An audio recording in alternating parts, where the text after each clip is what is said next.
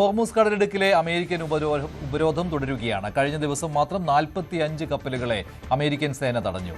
US കോൺഗ്രസിൽ Iran യുദ്ധം അവസാനിച്ചെന്ന് പറഞ്ഞ് ട്രംപ് കത്ത് നൽകിയിട്ടുണ്ട്. പശ്ചിമേഷ്യയിലുള്ള ആശങ്കകൾ ഒഴിയുന്നില്ല. ഇറാൻ അമേരിക്കയ്ക്ക് മുന്നിൽ സമർപ്പിച്ച രണ്ടാം ഘട്ട നിർദ്ദേശങ്ങളും നിലവിൽ US പ്രസിഡന്റ് ഡൊണാൾഡ് ട്രംപ് തള്ളിക്കളഞ്ഞിരിക്കുകയാണ്. ഇറാൻ ആദ്യഘട്ട നിർദ്ദേശങ്ങൾ കഴിഞ്ഞയാഴ്ചയാണ് അമേരിക്കയ്ക്ക് മുന്നിൽ സമർപ്പിച്ചിരുന്നത്. ഇതിൽ 3 പ്രധാനപ്പെട്ട നിർദ്ദേശങ്ങളായിരുന്നു ഉണ്ടായിരുന്നത്. ഹോർമുസ് കടലിടുക്കിന്റെ നിയന്ത്രണം പൂർണ്ണമായിട്ടും ഇറാന് വിട്ടുകൊടുക്കണം, അതുപോലെ US ഏർപ്പെടുത്തിയിട്ടുള്ള ഉപരോധം അവസാനിപ്പിക്കണം, ഇറാന് മേൽ ഭാവിയിൽ ആക്രമണം ഉണ്ടാകരുത് എന്ന് ഉറപ്പു നൽകണം, അതുപോലെ ഇറാനുള്ള ആണവ സ്വാതന്ത്ര്യം ഉറപ്പാക്കണം. ഇവയെല്ലാമായിരുന്നു പ്രധാനമായിട്ടും നിർദ്ദേശങ്ങൾ. ഇവയിൽ അമേരിക്ക ദീർഘകാലം ഒരു തീരുമാനമെടുക്കാതെ അത് നീട്ടിക്കൊണ്ടുപോയിരുന്നു. ഈ ആഴ്ച മാത്രമാണ് അമേരിക്ക അത് തള്ളിക്കളഞ്ഞുകൊണ്ട് പ്രസ്താവന ഇറക്കിയത്. അതിന് പിന്നാലെ തൊട്ടു പിന്നാലെ തന്നെ ഇറാൻ അടുത്ത ഘട്ട രണ്ടാം ഘട്ട നിർദ്ദേശങ്ങൾ കൂടി മധ്യസ്ഥരായിട്ടുള്ള പാകിസ്ഥാൻ മുഖേന അമേരിക്കയ്ക്ക് കൈമാറുകയായിരുന്നു. പക്ഷേ ട്രംപ് ഇന്ന് ഉടൻ തന്നെ, കഴിഞ്ഞ ദിവസമാണ് ഈ ഒരു നിർദ്ദേശങ്ങൾ കൈമാറിയത്, എന്നാൽ അതിന് പിന്നാലെ ഇന്ന് തന്നെ ട്രംപ് ആ നിർദ്ദേശങ്ങളും തള്ളിക്കളഞ്ഞുകൊണ്ട് രംഗത്ത് വന്നിരിക്കുകയാണ്. മാധ്യമങ്ങൾക്ക് മുന്നിൽ ട്രംപ് പറഞ്ഞത് ഇറാൻ ഒരു കരാറിനായി വളരെയധികം ആഗ്രഹിക്കുന്നുണ്ട്, പക്ഷേ അവർ മുന്നോട്ട് വെച്ച നിർദ്ദേശങ്ങൾ തനിക്ക് അംഗീകരിക്കാനാകില്ല എന്നാണ് ട്രംപ് നിലവിൽ പറഞ്ഞിരിക്കുന്നത്.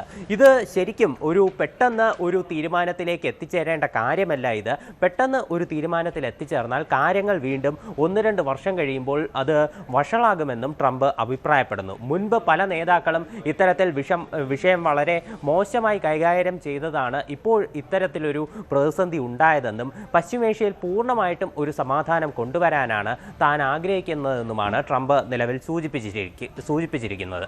എന്നാൽ ട്രംപിന് US-നകത്ത് നിന്ന് തന്നെ നിരവധി പ്രതിസന്ധികൾ നേരിടുന്നതായിട്ടാണ് നിലവിലുള്ള റിപ്പോർട്ടുകൾ.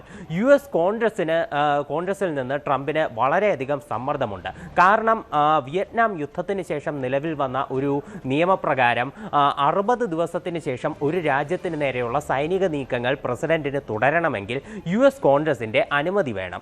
എന്നാൽ ട്രംപ് നിലവിൽ ഈ US കോൺഗ്രസിന് മുന്നിൽ ഇറാന് മേലുള്ള യുദ്ധവും സൈനിക നടപടികളും അവസാനിപ്പിച്ചതായിട്ടാണ് കത്ത് നൽകിയിട്ടുള്ളത്.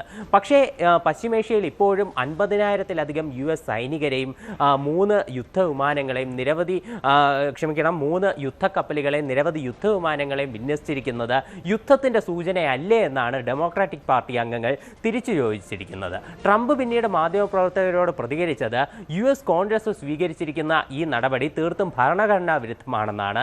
അതുപോലെ തന്നെ ഇറാന് മേൽ നിലവിലൊരു വെടിനിർത്തൽ പ്രാബല്യത്തിൽ വന്നിട്ടുണ്ട്. അത് കാരണം ഈ സൈനിക നടപടി തുടങ്ങി ഈ 60 ദിവസത്തിനകം ഈ ഒരു കോൺഗ്രസിന്റെ അനുമതി വേണം എന്നുള്ള നിയമം ഇവിടെ പ്രാബല്യത്തിലാകില്ല എന്നും ട്രംപ് വാദിക്കുന്നുണ്ട്. പക്ഷേ US കോൺഗ്രസിനകത്ത് നിന്ന് ശക്തമായിട്ടുള്ള ഒരു സമ്മർദ്ദം ട്രംപിന് മേൽ ഇപ്പോഴും നിലനിൽക്കുന്നുണ്ട്.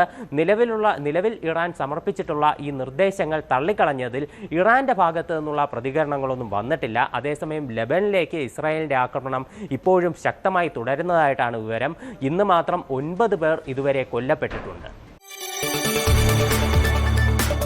കൂടുതൽ വാർത്തകൾക്ക് News 18 Keralam YouTube channel subscribe ചെയ്യുക.